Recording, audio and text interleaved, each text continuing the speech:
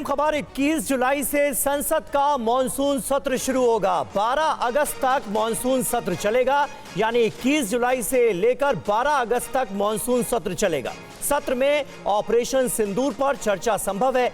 नियमों के तहत सरकार चर्चा के लिए तैयार है।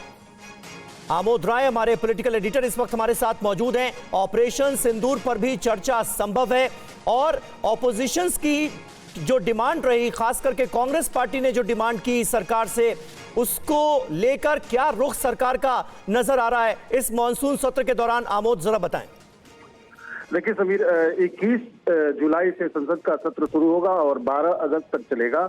और महत्वपूर्ण बात यह है कि जो विशेष सत्र की मांग कांग्रेस और विपक्षी पार्टियों द्वारा किया जा रहा है, उस पर सरकार की तरफ से कोई सुनवाई नहीं है। और ऑपरेशन सिंदूर को लेकर भी इसी सत्र के दौरान, जो नॉर्मल सत्र मानसून सत्र है, उसी सेशन के दरमियान किसी विशेष नियम के तहत उस पर भी चर्चा की जाएगी।